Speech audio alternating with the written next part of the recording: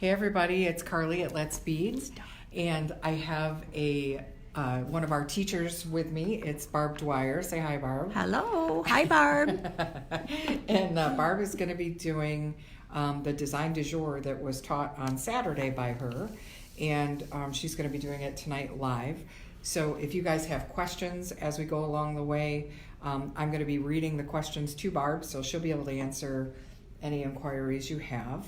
And we're going to just adjust a little bit here to make sure that the lighting is, I don't know why that's dark. I'm going to pull it up on my screen and see what it looks like here. It might just be on the phone. So bear with us a second while we get situated. And yeah, it looks good here.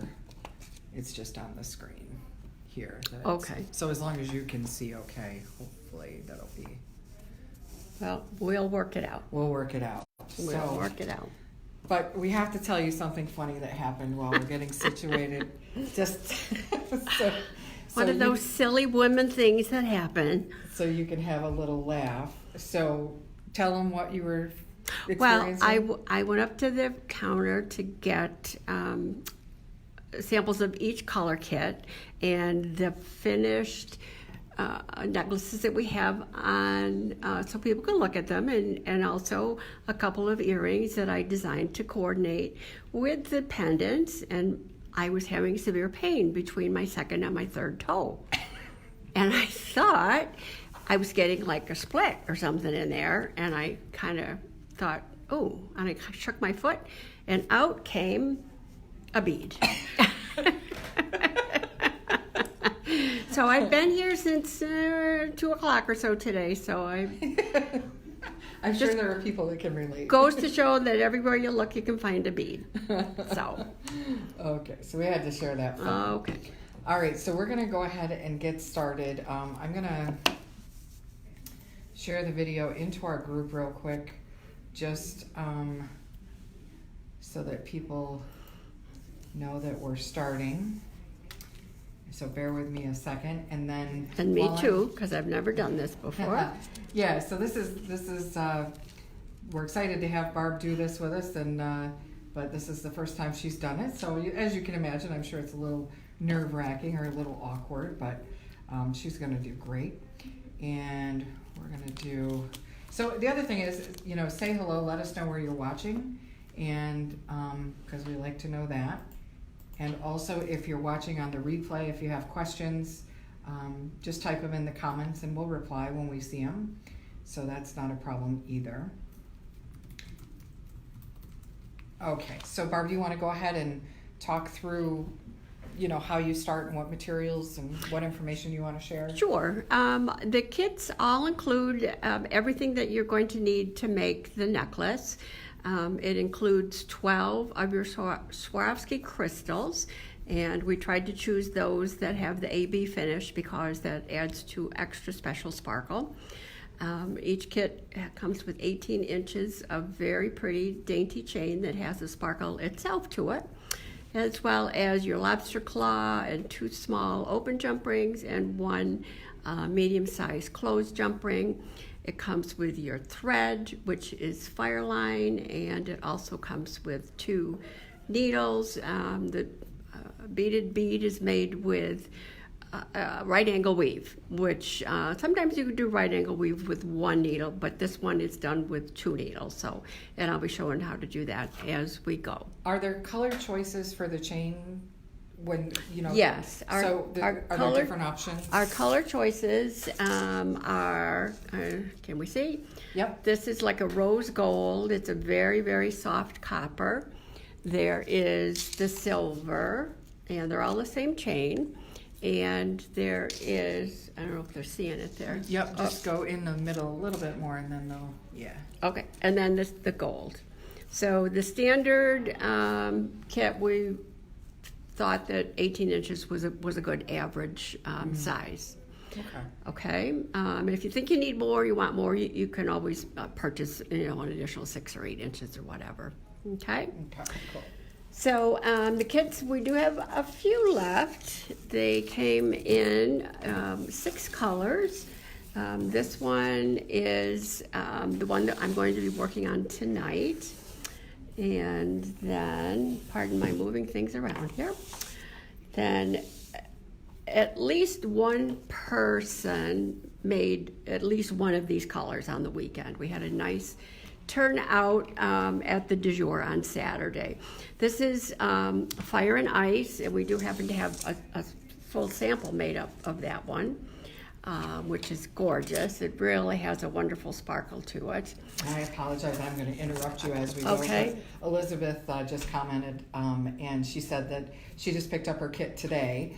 She can't follow along right now, but she's going to do it, later on. But that's the nice thing about having it on video, because people can go back and play the video whenever it's convenient for them. Right. So Yeah. totally okay, but we're glad you joined us, Elizabeth, and glad you got a kit.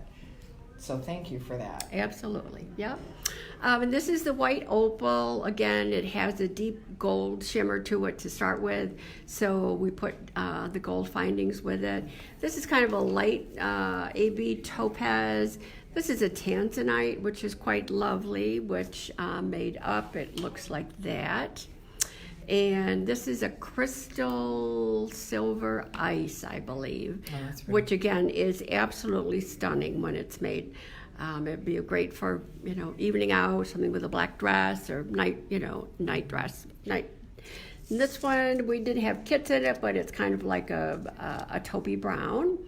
And this one is an indicolite, which is very pretty too. And unfortunately, we didn't have any more than I could make this necklace out of. And every place we tried, they were out of them. So we had to make do with the aeronite, which is almost as pretty, just a little more green. The other nice thing about it too is that once someone buys the kit, they get the instructions. So if there's other colors that they want to do that maybe we don't have in kits, we have a huge selection of crystals that they could just pick their own. And, Right. And get the materials separately. Right, for sure. And these are 6mm bicones, and that's what the pattern calls for. And I also made some earring samples out of 4mm bicones because they thought they would be nice to coordinate.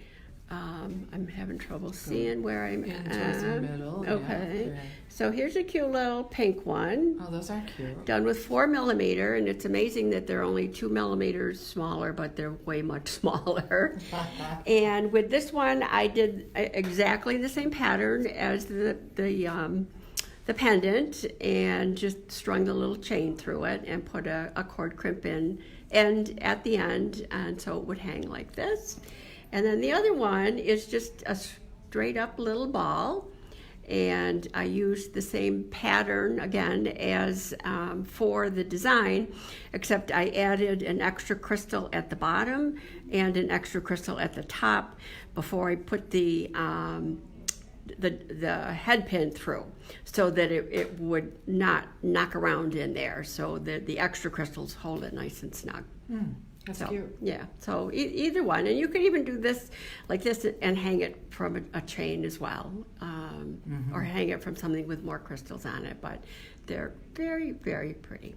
Oh, I like those. Okay. And here's a couple other colors that Beth, our store owner, had done. This one is a crystal blue ice, I think. And I'm getting signals that we're losing. There we go. Okay. I'm having trouble looking through a camera It's a little instead of awkward. at my things. And this is more of a brown. It's probably a shade of topaz. But as you can see, they all are gorgeous. They all look a little bit different, but each and every one of them is gorgeous. They'd make a great gift for Christmas. You could even, if you have miniatures on your Christmas tree, you could use it for a Christmas tree ornament. Oh, yeah. So, and I had thought about making like a string of the 4mm with the 6mm, but truly the 4mm is too small because you have to be able to get the chain inside. Yep. So, okay. So, Liz- any Liz questions just- on color? Liz just commented, and hi Liz, thanks for joining. She just said, I'm looking forward to getting a kit hopefully soon. It'd be a great Christmas gift. Yeah. Absolutely. And if we run out of kits, you won't be out of luck. We carry a nice selection of 6mm beads all the time, and if you're 6mm crystals, and if you buy the crystals to make the necklace, the crystal star necklace, then you will get the instructions for free. And if you choose just to get the instructions because you may already have a nice stash of 6mm bicones, then the cost of the instructions will be $2. Yeah. Okay, and the instructions, let's just take a quick peek at those before we get started. So And it's they're 2 nice pages. detailed. They're nicely detailed. It's, kind of a picture, every little picture as you go along. So it's real hard to get confused with this set of instructions. So I think you'll agree once you see them. Okay, let me resituate myself. So for thread with our project, I chose Fireline. Fireline is a nylon braided thread that was originally designed for fishermen. But it was very quickly adapted toward beaders because it's very firm, it doesn't stretch, and it's very, very strong. And anytime that you're dealing with crystals, you want to make sure you have a strong thread, because sometimes crystals, not necessarily the Swarovskis, but like the Chinese and the Czech crystals, can have a very sharp edge. So you don't want a thread that's quickly worn. And a lot like your Nymo, it's a nylon thread too, but it's not woven, so it will fray very, very quickly. So Fireline is a nice product. It comes in many different sizes. In the store we carry it 4, 6, 8, and 10 pound. That means that's, fishing talk, 10-pound test. So for this project, I used the 10 because it fills up the holes better, and I just thought it would make for a stiffer pendant. The average use is people use 6 pound. It's a good basic thread. Over the years I use mostly 8 pound because I just like it better. But it is available in the smoke, and it is available in the crystal. So the crystal you can use right out of off the spool. With the smoke, I would recommend the smoke is the crystal that's had a coating put on it. So it's kind of a grayish coating. And if you use it without cleaning it, I don't know if you can see, Yeah. you get a black, the finish comes off on your fingers, and in turn it comes off on your beads. So I recommend that if you're working with smoke, that you take a paper towel, like I just lost. It fell, but that's okay. Oh, okay. So any kind of a paper towel, even these little beading mats, I've cut up into little rectangular pieces and use those, a piece of tissue, and you just rub the whole length of it. There still sometimes is a little bit still left down there, but for the most part, just clearing it first is going to take care of it. Usually with Fireline, we don't tie any knots, but again, that's a beader's preference. Okay, any questions on, I know what I wanted to tell you about. The Fireline is a great product, but it's kind of tricky to cut. And it's kind of tricky to thread until you know how to do it. So, believe it or not, the best way to cut this Fireline is to use a $1 pair of scissors, Fiskars brand, that I got at Walmart the other day. Because it is braided, it is very difficult to cut. You can use, like if you have a fresh flush cutter, you can cut that. If you have serrated scissors, you can use that. There are some designated thread cutters, which are good too, but this is a very affordable alternative. So all you do is cut it like that. And I didn't realize it was braided. yeah. So if I tried to use a regular scissor on there, it would just come all up, all knotted and half threaded and that sort of thing. So cheap pair of scissors. If you have kids in the house, you might even already have a pair of these kinds of scissors. And if you keep them away from your kids, they last a long time. And our orange scissors that we have that have the casing over them, the Yes, serrated. the serrated. Those work really too, nice but it does dull them Oh, it over does? time. Oh, Yeah, okay. but I mean a lot if you use them a lot. So also when you cut fire line, even though it looks like it's like regular thread, if you feel it, you feel like there's a little lump at the end, a little burr that it's like the braid popping open, and you need to flatten that thread before you go to use it. So, or before you thread it. So you can flatten it in a number of ways. You can just take the edge of your scissor and go like this a few times, and it makes it flatter, and it takes care of that little burr at the end. You can also take a pair of pliers, whether chain nose or flat nose, and just grasp it again on the end, and this is already flattened, so it's just sliding through here nice. So as long as it's flat, and then it'll go, I'm not going to say easily through your needle, because threading needles seems to be a challenge to many people. But I'm going to show you my little trick, which makes people go, ah. Yes. Barb taught me this trick, and I haven't had trouble since. So, when we were little girls and boys, if there's any boys on, we all were taught to hold the thread in our dominant hand and the needle in the non-dominant hand. But that's not the way to do it, because it's really hard to make that connection, especially with a beading needle. And if you make it, sometimes it goes crooked. So what I do is put the thread in my non-dominant hand, and I hold it so that there's just a little sliver of thread sticking up, and then I take my needle and bring the needle down to the thread. And if I could get it first go around, I didn't. You still might have to wiggle it a little bit, but Plus you're looking through a camera, which you're not used to doing. So. Yeah, and I may have to fresh cut it and free it again. Okay. Yeah, it definitely helps. And so here we go again. You get the right end of the needle, and you're squeezing, pushing, and this is just not going to work for me tonight. Usually I don't have this much trouble. Well, it's because you're looking through a camera. You don't usually have to. Okay, I got it. Oh, look at that. So see that just that little bit sticks out, and then you just grab it and pull it all the way through, or as through as you're going to need to.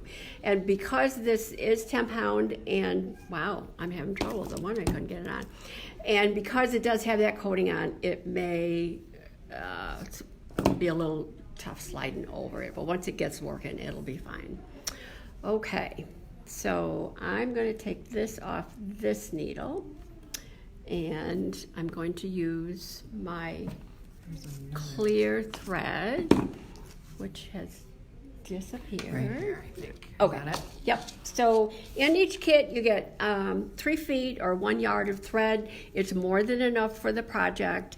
I contemplated using only 2.5 feet, but I hate for people to run out of thread, and with you using 2 different needles, then it's always better to err on the side of cutting too much thread than not enough. So Barb, you did the smoke just so that people could see you threading it, right? Is that Yes, why you're doing yes. the crystal And now? all of the kits, with the exception of the dark, the crystal black, all the threads have the white or the crystal in it, or all the kits do. Okay, so let's work up the other end.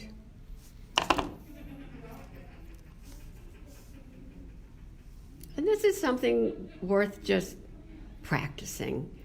Even, if you're not going to do a project, just to be able to do this with ease and not start your project all fussed out because it took you so long to thread your needle, I would highly recommend that you do it. Okay, So I just want to make sure my ends are kind of even here, and I can't do that through the camera.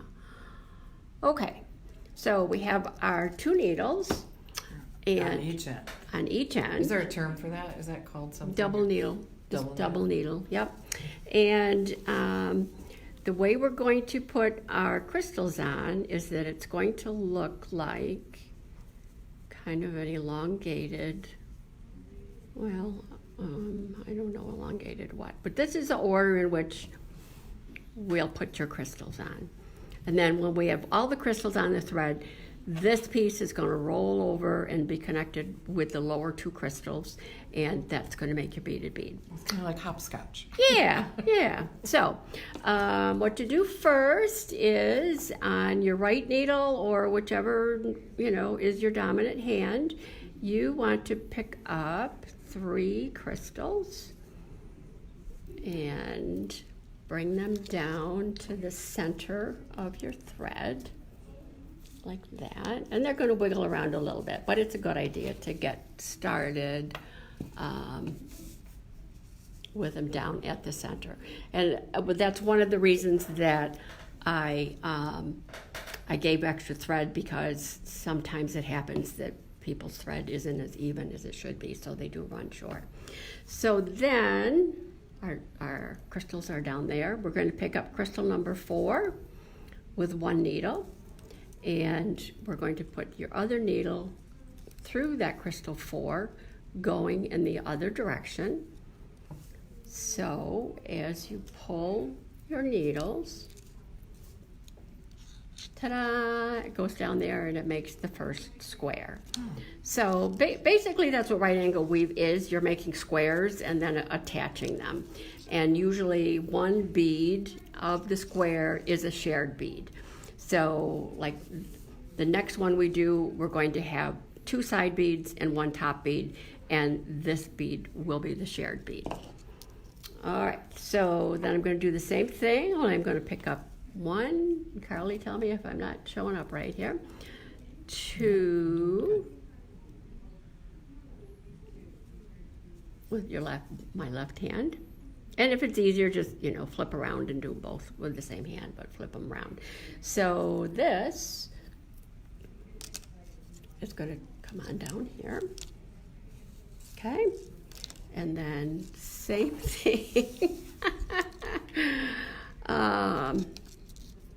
It's awkward if you guys can imagine, you're used to working on projects with stuff in front of you, and Barb has a tripod that's sitting in front of her, and then she's reaching around it, and then the camera she's looking through to do the project. So if you can imagine how awkward that is. Keeps jumping off. Maybe I'll just put it right there on that paper. Might be easier. Okay, so we put the 3rd bead for this step on, and again, I'm going to take my left needle and go left to right through that bead.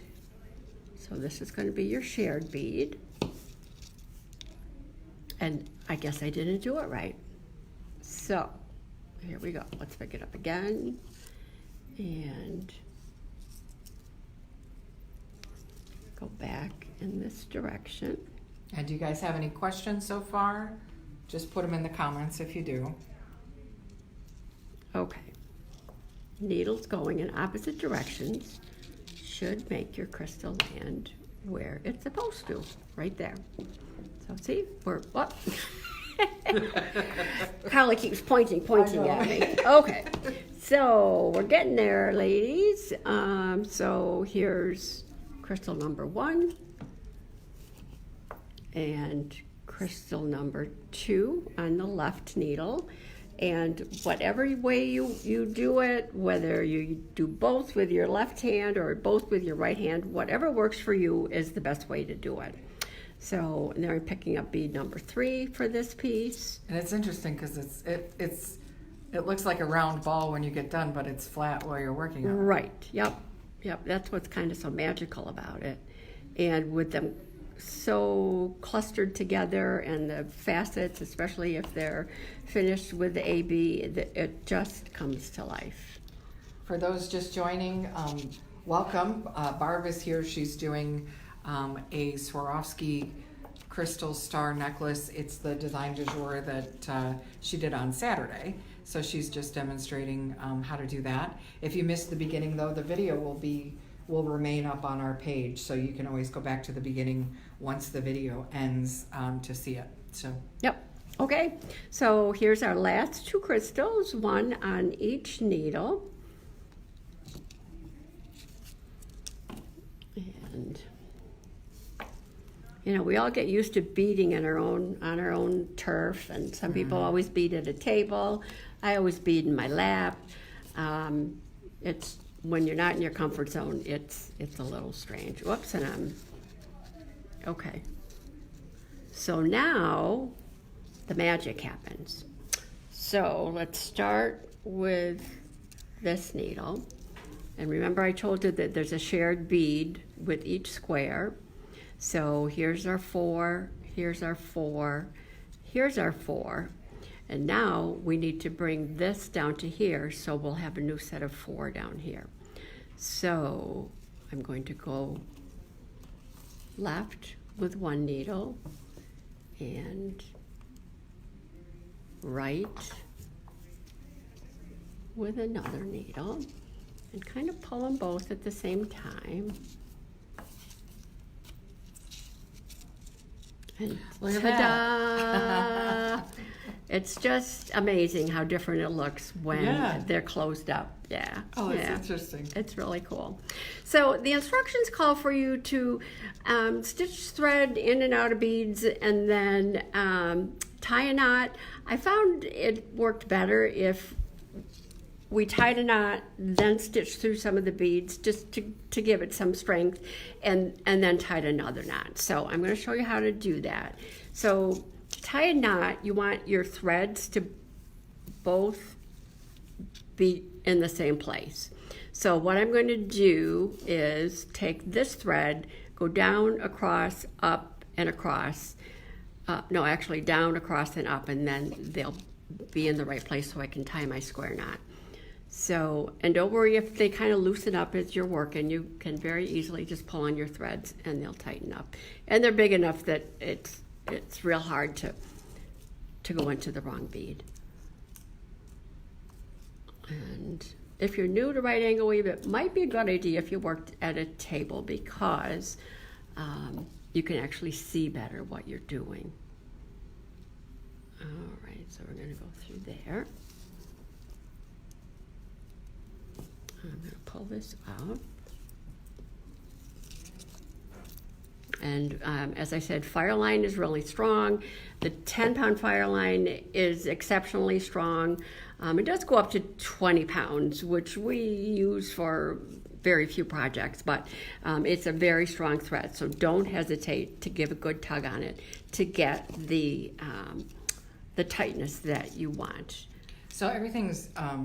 some of the things are different, like with wire versus Fireline. So the higher the number with the Fireline, the heavier? Yes. Okay. It's just the opposite that it is with wire gauge. Yeah. Okay. So, and with beads. Yeah. The smallest beads have the larger number. Yeah. So it's just a strange world we live in. Blame our predecessors. Okay, I'm going to do a surgeon's knot here.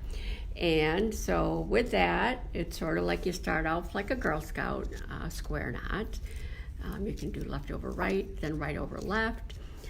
I always start with the left hand. I just make it a habit to start with left so that I don't forget where I'm at. So this was my left. So now I'm going to go over that thread, and not just once, but I'm going to go over it twice. And that's what makes a surgeon's knot. And, okay, I gotta pull this. Yeah, this is really wacky doing this. So if I muck up, we know why.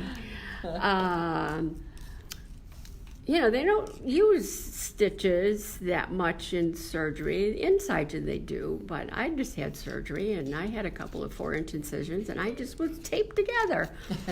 So So yeah, this is a good square knot. It really holds it in place. And you can see that there's some wiggle room here. Not to worry. You don't want it to be so tight that you can't get your chain through it, but you do want it kind of firm. So then for the rest of it, and I won't do this all unless we have time. I don't know, what do you think, Carly? So yeah, we got a little bit of time. Okay, so then you just kind of, there's no right or wrong way to do this.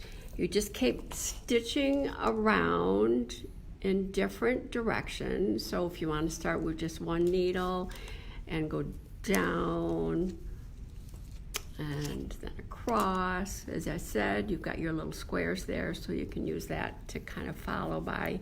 And again, tighten up on it as you are stitching.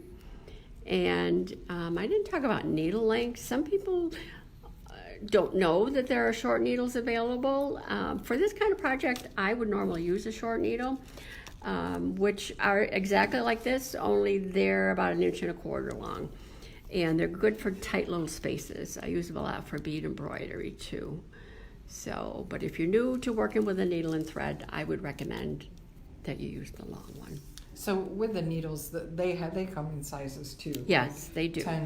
What's the size for? The size in the kits, because of what we had, are either 10s or 11s, and that's pretty much the standard kit size or needle size. Well, what's it measuring? Do you know It's what I mean? measuring the hole. Oh, the opening. Okay. Yeah, the opening and the diameter of it. Okay. Pretty much the length doesn't change. It's just the diameter and the size of the hole. Okay. And the hole is stamped in there. So again, if you're ever having trouble getting your thread through one of these needles, if you got a magnifying glass, you look at it and then you flip it over and look at the other side, you can see that one side is concave and one side is convex, and it's much easier to go through your needle on the concave side. Yep. And they go up to 10, 11, 12, 13, then they jump to 15. 15s are very, very fine, and it doesn't take much to bend them. So, but they're great for getting, if you've been doing and got a lot of threads through your bead, and you have trouble getting through the bead, instead of breaking your bead, which I've done before, just use a smaller needle for your final finishing. Yep. And we carry, I don't believe we carry 15s in the store. Just because there isn't that much use for them. But I could be wrong. We may have a package of them in the drawer up front. Okay, so now I'm stitching with the other thread. And I'm just kind of going around and around. And as you can see, the clear thread, it shows a little bit, but when it's on a necklace, a chain, you don't see that at all. So, and kind of when I was doing this, I just kind of looked and, okay, this one's only got one thread in it. So I'll go through there. And then, it looks like these all have two, but we'll go in here anyway.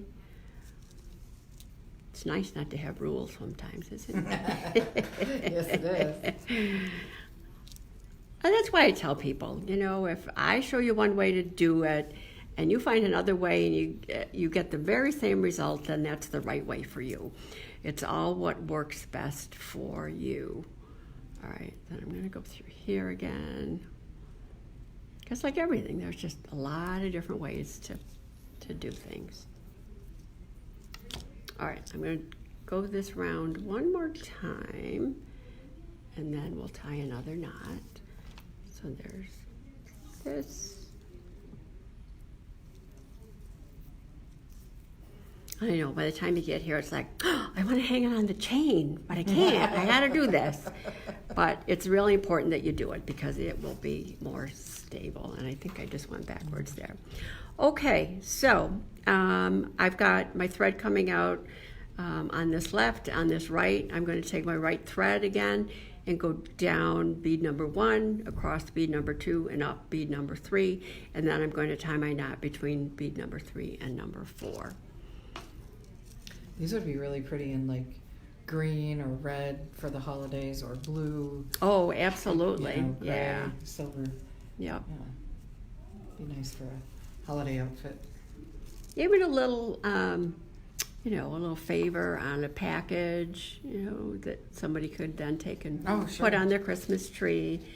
And like they said, they are so easy. And once you've done one, it's like, oh, I got to make another one. They'd be really pretty hanging in your car off the mirror. Yeah, right. You know, yeah. with the sunlight catching. Yep. Catching them.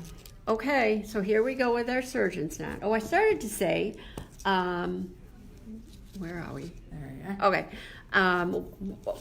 We did have a nurse at the class on Saturday, and she had worked in surgery for a little time, and she didn't know that we used surgeon's knot.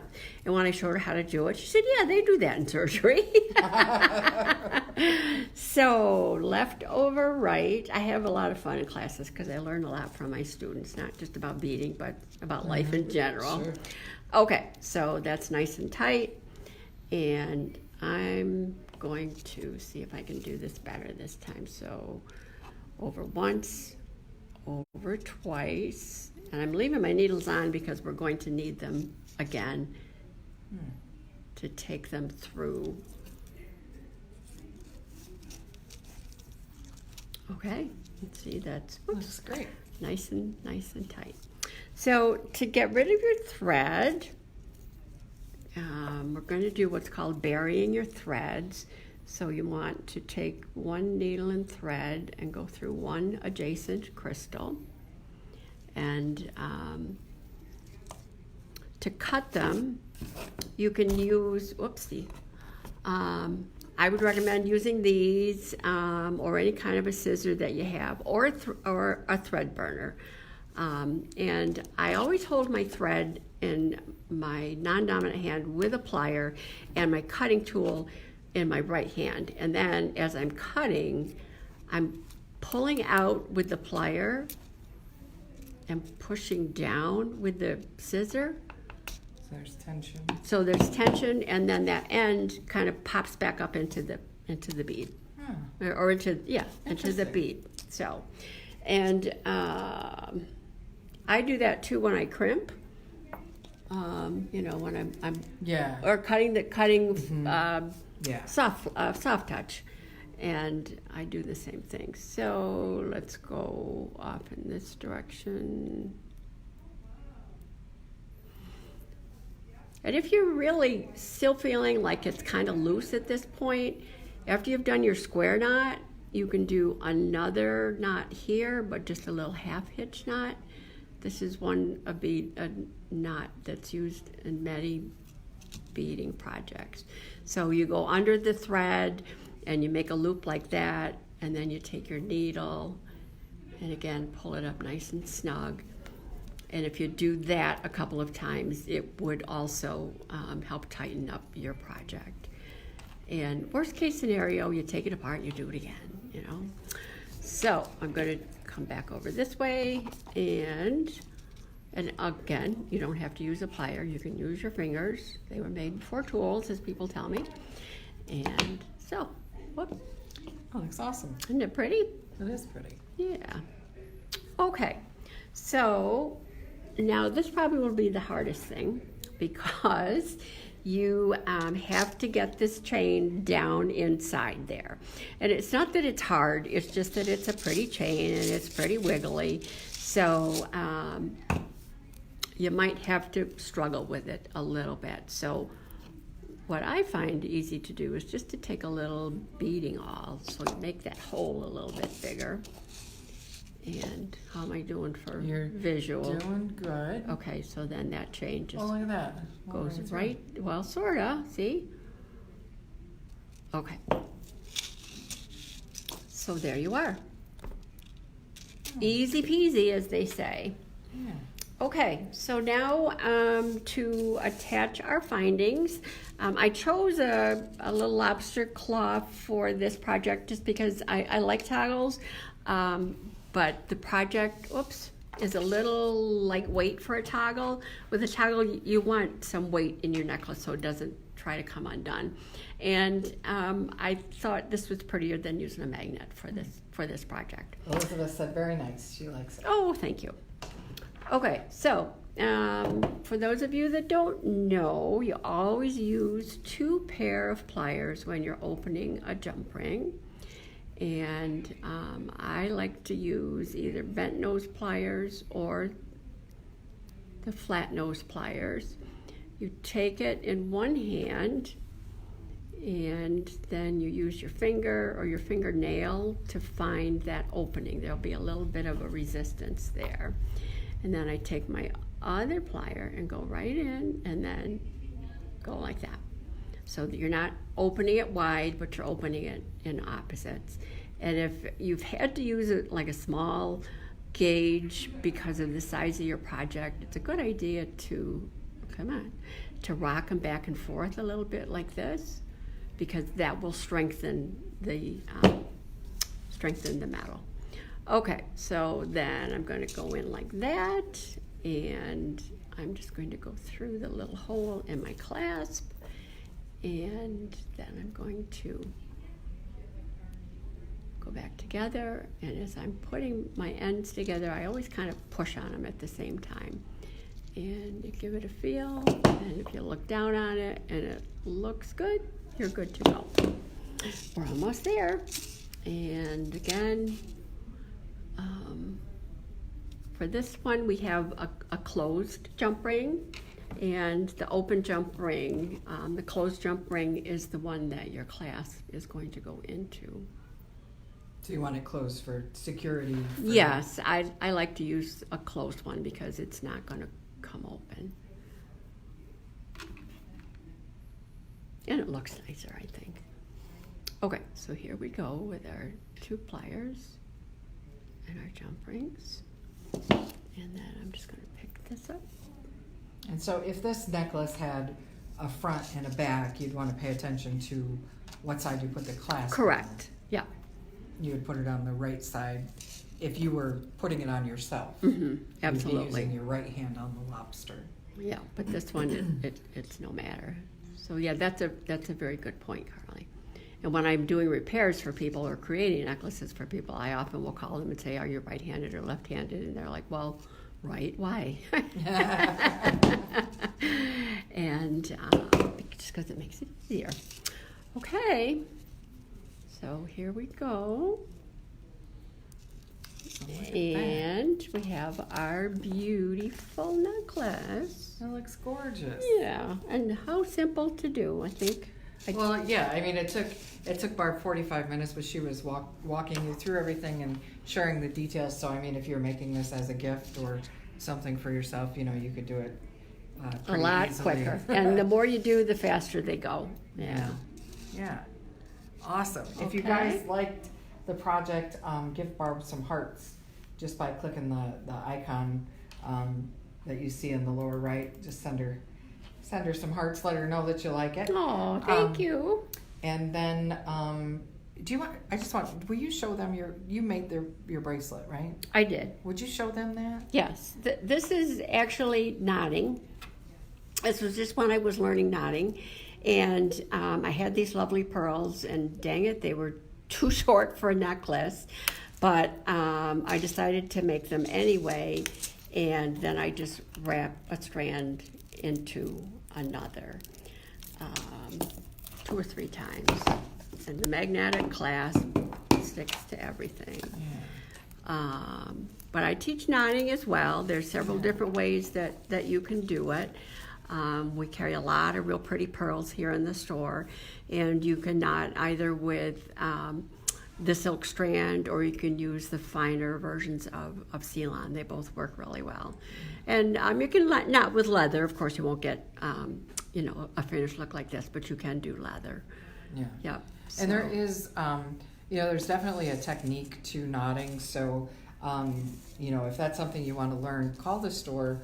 Barb offers one-on-one classes and group classes. So if you don't see it on the calendar, it doesn't mean that you can't take a class with Barb. So just call and ask, and the girls will get the message to her, and then Barb will reach out to you. Give you a to see what call. you're Yep. looking Yep. to do. And the nice thing about knotting true is that your finished piece is very pliable. There's no stiffness, and it just drapes really nice. And to me, drapiness is elegance, you know. Yeah. So, and especially when I can do this, it really brings out all the natural color. And so, yeah, it's a fun, and believe it or not, it's a pretty easy thing to learn. Again, it just takes practice. Once you know the technique, yeah, you know, it just takes practice. Yep. Yeah. And again, there are several different ways that you can do it, and whatever way works best for you is the way you should do it. Yeah. Yeah. So Carol Yep. says very pretty. Thank Thank you.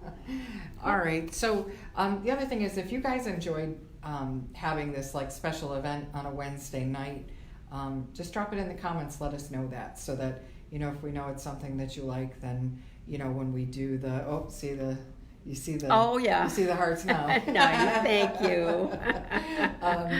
So if that's something you enjoyed and you want us to do it again for another design du jour or maybe another project with Barb, just let us know, and we're happy to put that together. Just another thing to mention, this Saturday, if you guys saw, we've got classes coming up with Jenny Davies Resor. She's a visiting artist. She's been here twice to teach classes with polymer clay, and they're a lot of fun. She's coming back October 12th and 13th, and right now we have an early bird special with her classes. So if you want to take advantage of the early bird special, just make sure you sign up by Saturday. The special ends on Saturday, the 28th of September. You can also, we have a new website, you can sign up online. You can still call the store and sign up as well. But definitely go online, check out the classes. There's pictures of each project. There's 4 different ones. We're doing 2 on Saturday the 12th and 2 on Sunday the 13th of October. So check those out. But just wanted to mention about the special ending. And then if you want to get kits for the project Barb did tonight, those you can pick up in the store as well, $14. They include the instructions. We have, like Barb mentioned, lots of color options. If you missed the color options, you can watch the beginning of the video. Yeah, But, and I can slide them on over here again. And but lots of choices. And then once you know how to do it, you can pick out whatever colors you want. We have a lot of Swarovski crystals available. Yep. So And a couple of ideas for earrings as Yeah, well. I earrings. just might do up some instructions for these. yeah, And maybe even offer them at a du jour sure. over the holiday time. Oh yeah, that's a good idea. Yeah. All right. Well, thanks everybody for joining. We really appreciate it. Thanks Barb for doing And this. thank you for having me. It I was appreciate a lot it. of fun. And we will. And next time I'll be a little more organized. You did great. All right. We'll talk to you guys soon. I'll be back next Sunday night with a project. Have a great evening, ladies. Thank you. Bye bye.